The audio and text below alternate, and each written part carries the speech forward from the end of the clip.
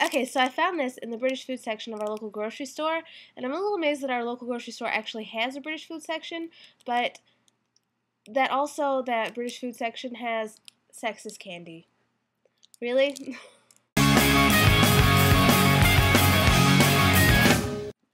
Okay, so we'll find out a little bit more about this later. We'll try it and see if it really is not for girls. So this past week has been super busy for me. I went to National Youth Workers Convention like I talked about last week, and I got back Monday, and it was so good. Here's a few pictures from it.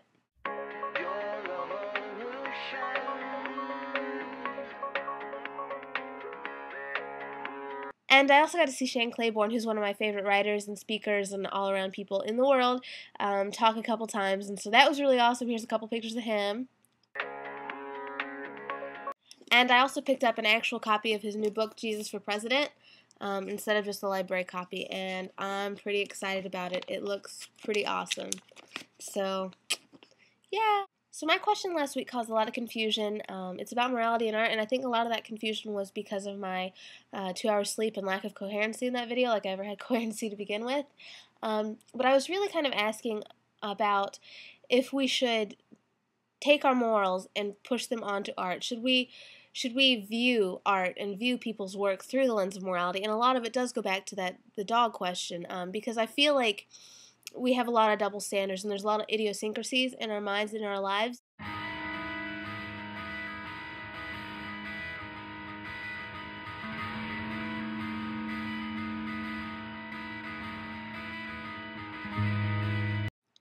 Okay, so the first question I want to answer was Joe's, and this is kind of a bad day for it.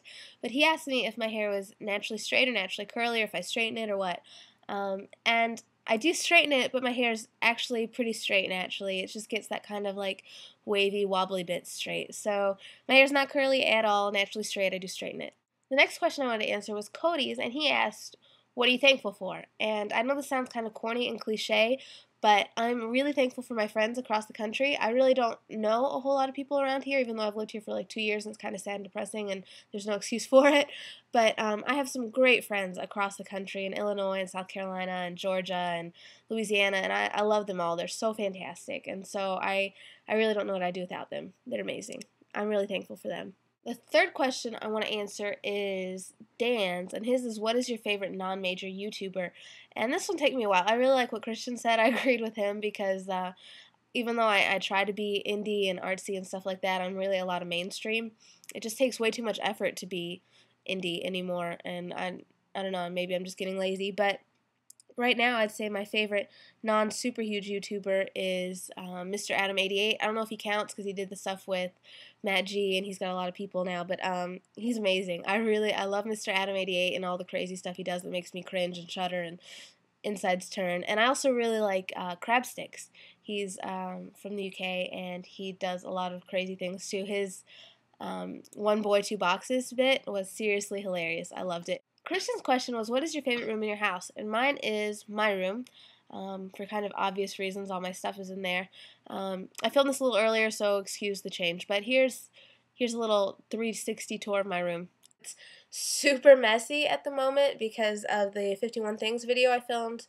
It seems like forever ago now, but I never actually cleaned up from that because I've been so crazy recently. Starts out over here with my records. Then there's the TV. Back behind me is like, that area is like a bookshelf, and there's a bunch of crap on the floor and paintings and art. That painting actually right there, you can see with the house, my sister did when she was like 3 or 4, so I kept it. My easel, my door, music, dresser, more paintings, open dirty closet, Roomba on the floor, little bedside thing, curtains around the bed, all kinds of crap on the bed because of that. Wallow pictures over there. I don't know if you can see it. Up there's some art. Am I covering up with my fingers? Probably. I'm kind of an idiot. And the question I wanted to ask this week is, what is your favorite piece of literature? Like, what's your favorite book, your favorite author? I know Cody already answered this a little bit in his first one, but is there any book that just kind of, when you read it, you're like, wow, that's amazing, that totally just speaks to me? For me, it was Dave Eggers' A Heartbreaking Work of Staggering Genius, and it's seriously one of the best things I've ever read in my life. It's just so amazing and so just crazy and random and weird, and Dave Eggers writes how I think. So if you ever want to know the inner workings of this crazy mess right here, read that book. It's pretty spectacular. Not for girls. Well, let's see what they mean by that.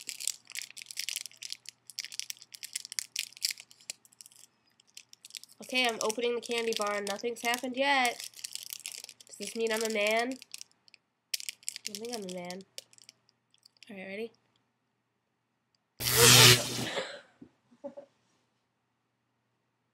They meant it.